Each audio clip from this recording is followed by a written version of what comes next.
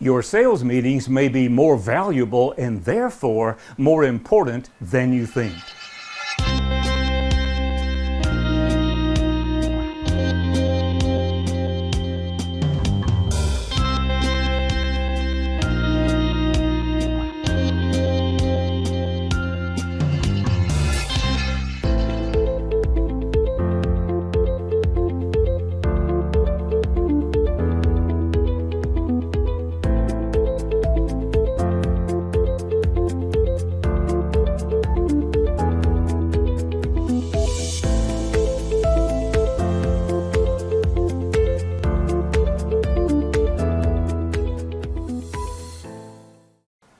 The client contacted me because their sales were down to the point that the company was no longer profitable, and they assumed sales was the issue. Sometimes that's the case, and other times it might be a product failure or something in the marketplace. Well, the needs analysis revealed that indeed this was a sales issue. And the number one problem in sales was the sales leader, who happened to be a good friend of the owner. Fortunately, he violated a company policy which made it easier for the owner to let him go. A search began immediately for a new leader. The owner also said that there was someone on the sales team that could possibly take the role of sales leader with a little development. In the meantime, they would go to recruiters and try to find some good sales leadership, and I would take over the sales leadership for a few weeks until a replacement was found. The first thing that I did was start calling sales meetings. They were not having regularly scheduled sales meetings. I gave them the option, 7 o'clock Monday morning or 7 o'clock Friday morning, you pick. They picked Friday morning. The first meeting, I was going to watch this candidate that we thought might be a sales leader to see if he or she had the right tools for leading the sales organization. It turned out they did, and eventually took the position. That first sales meeting, I had everyone bring their calendars, and we reviewed the previous week. This is Friday morning, 7 o'clock. We have 4 days during this week to review. Some people had less than 3 customer contacts for the entire week. Can you begin to see the problem? Is that a salesperson problem, or is that a sales leadership problem? It's probably a little bit of both, but mostly leadership. And so we had some difficult, fierce conversations with those people who had very little performance, and I explained the next week I expected to see better. The following Friday, people came in with their calendars for the previous week, and those calendars were loaded with appointments and contacts they had made with their customers. Good, we're getting somewhere. But when I questioned them about client A and client B, some of them said, well, I left a message for them to call me back. I sent an email and did not get a response. That's unsatisfactory. It only goes on your report if you made personal contact with the customer. That's the only thing that counts. Have you done something? Have you had some interaction with the customer? So the next week they showed up. The calendars were not quite as full, but they were all quality contacts. We did not discuss them. Instead, I said, let's look at next week. What do you have coming up next week? This is Friday. What do you have on the schedule for next week? Some people had 1 or 2 appointments for the following week. The ones that had the most appointments got all the accolades from me and all kinds of attaboys and attagirls. And the ones who did not have enough scheduled on their calendar for the following week got a lot of grief from me. So the following week they showed up, they had the previous week and the upcoming weeks filled. Then we looked, instead of quantity, at quality. And those people who made the best reports, which included the candidate for leadership, by the way, received a Starbucks gift card. Those who did not have enough were again subject to a fierce conversation from me.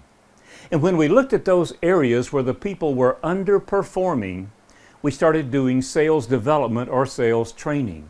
And I would ask questions like, wasn't this covered in your sales training? I didn't do their sales training, but wasn't this covered in your sales training? Yes, go back and review it and be prepared to present it to the entire sales team next week. So now the salespeople who are the weakest in an area have to be the strongest in that area in order to present to their peers. There's a lot of different ways to run a sales meeting. I think it's important that we don't do the same thing twice, the same thing over and over again, so that salespeople are alert.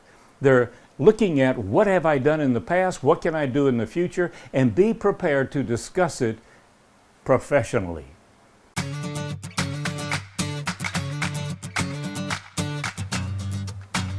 So, what were the results? First of all, sales grew slowly for the first couple of weeks, but then after week 3, they accelerated because the salespeople were focusing on quality and quantity. Both of those increased. The company moved back into profitability in about 2 months, and a strong recruit was found by the recruiter. That person was brought in and made VP of sales. This company was about to cross the $20 million mark. It was time for them to have a sales strategist, and that's what a VP does. The member of the sales team became the sales manager and also carried a bag.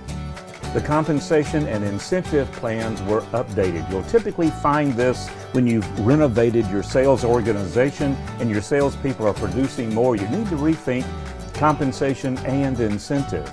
So some of the salespeople resigned, the lower achievers, the ones who weren't making their numbers, and the corporate revenue objective increased by 8% for the remainder of the year, and they exceeded that objective. Let's take a closer look at how this might play out in your organization. When planning your sales meeting, the first thing you'll want to think about is, what is the purpose of this meeting? All sales meetings have as their fundamental purpose CQI, which is continuous quality improvement. The meetings need to be regularly scheduled. I prefer Mondays and Fridays. Monday, here's what we're going to do this week, or Friday is a recap of the week. You want to have it regularly scheduled and make it a commitment for everyone. If not mandatory, then at least compulsory. And then compare forecast to actual. This is where accountability comes in. What did the salesperson forecast, and what was the actuality that they experienced? You've heard the old adage, inspect what you expect. Well, that's what we're looking at doing here. There are 3 P's that are fundamental for planning and executing a sales meeting. First is performance. We want to hear the good, the bad, and the ugly. What happened since the last sales meeting? What worked and what didn't work, so we can drill down and capitalize on what's working well and fix whatever is not working well. Then prediction or forecasting. We want to look at what the salesperson has in mind going forward. Remember, accountability comes from comparing prediction and performance. And then whatever skills are necessary, whatever additional training is necessary, that's preparing for the sales call. I have a passion for pre-call planning. So when someone says they're going to make a sales call next week, I want to look at how they have prepared for the call. When we take these 3 variables and put them together, we can see that where they overlap is optimal sales functionality. Optimal sales functionality. And there are times when maybe everyone is forecasting well or everyone is performing well, and we don't focus on that particular area. But typically, forecasting is the area where we need to spend the most time looking at what the salesperson is planning on doing. And that's because the industry, the market, the economy continue to change, and those predictions can change on a regular basis as well. Let's look at all 3 of these a little closer. When we think about performance, you want to review and compare what did they say they were going to do and what actually happened, and use your SPM, your sales process methodology.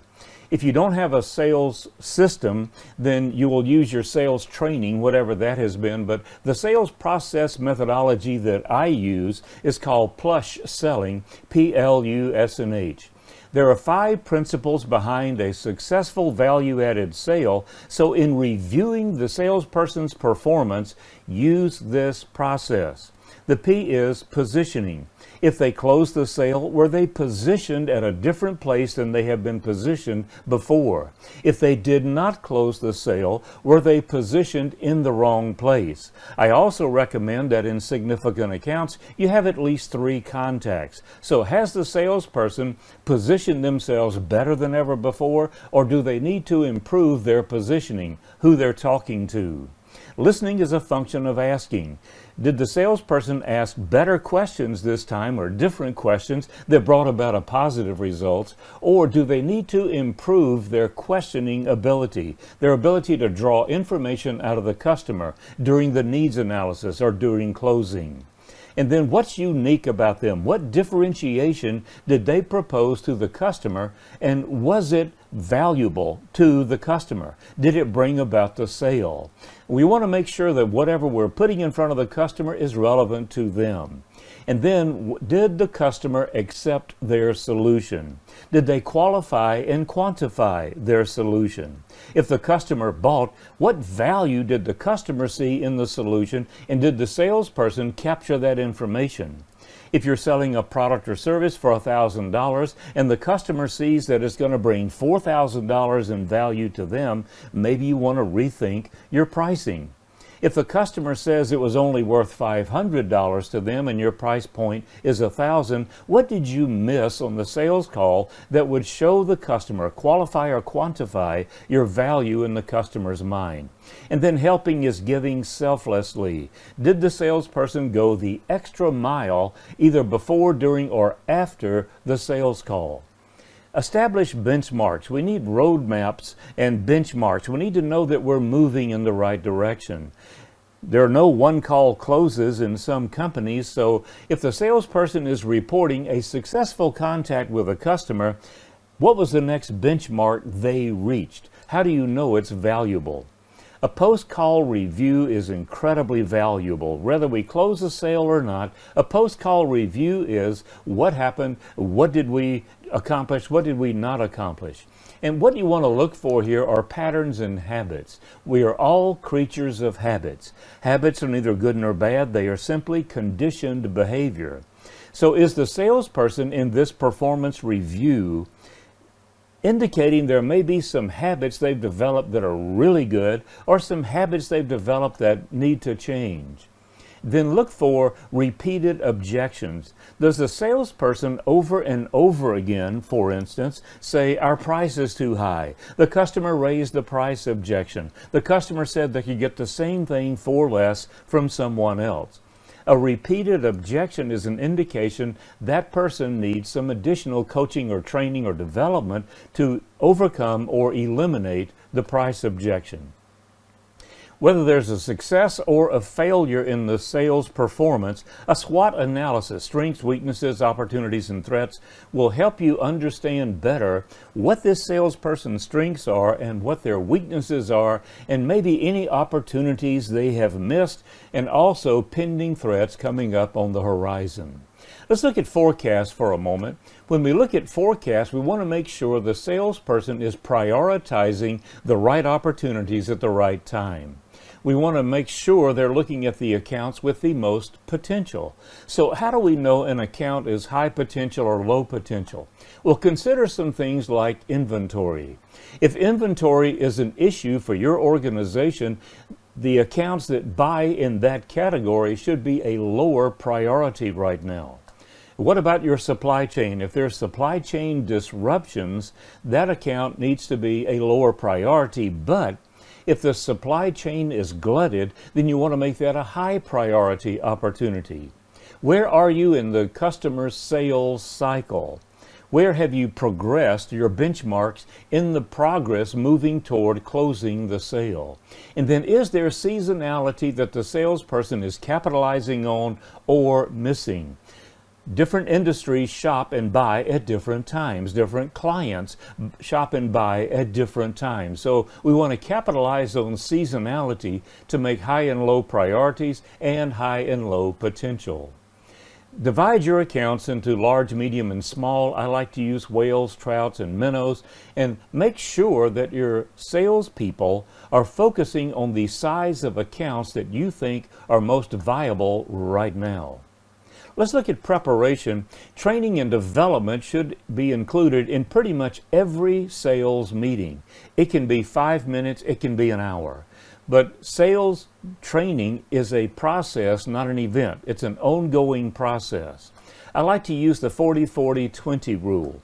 What this means is 40% of your training should be product training. Do additional feature benefit analyses. Do as much training as you can to help your salespeople understand how other salespeople are presenting your product or your service. Your product training can be done by a vendor, by the way. They can zoom in or come in virtually and present their products and services and their feature benefit analysis and their cost justification and a lot of information. They can do the training for you. 40% of your training should be soft skills. How do we open calls better? How do we move in and do better probing? How do we do a better cost justification? How do we do a better feature benefit analysis? And then 20% of the training needs to be administrative. Keep your people on top of what you expect in call reports and expense reports. Have tools for cost justification. Develop those tools for ROI, return on investment, or TCO, total cost of ownership, or any other tool that you can develop that will give your salespeople something they can use that will keep them on track when they're in front of the customer. This is a grand opportunity to do role play. Salespeople tend to be highly competitive, so they will want to do a better presentation in role play than their peers are going to do, and it gives you an opportunity to see what your customers are seeing when your salespeople present to them. They can role play tool usage, how they use the tools, or a product demo. And again, some of this training can be vendor supplied. You don't have to do it all. And I like to think that some of the training will be conducted by your salespeople. Whoever is best at a particular product demo, have them do the product demo. Then let them have their peers review it. Soft skills training is important. We tend to migrate to one or two of the skills that we learned in our sales training. We want to use all those skills. So review your previous training. If you had training manuals or videos or audios, have people review that prior to the meeting and then discuss that in the sales meeting. Again, you're going to check for habits or people falling into habits of behavior that the training could change or alter. Salespeople should conduct this training. I believe the more they conduct the training, the more they're going to share ideas and help each other. So they can do content training, they can do delivery training. And as you watch them do the training, you will see how well they understand the content and how well they deliver the message. And then critique it. Here's the best critiquing process I've seen for sales meetings. First of all, the presenter presents and you ask, how do you think you did? Let the presenter do their own critique first. And you'll see if they understand where their strengths are, where their weaknesses are, how they think they did. They may pick up on things that you missed that they think they want to improve, and then have their peers do a critique. And the peers can say, when I run into this obstacle, I do A, B, and C.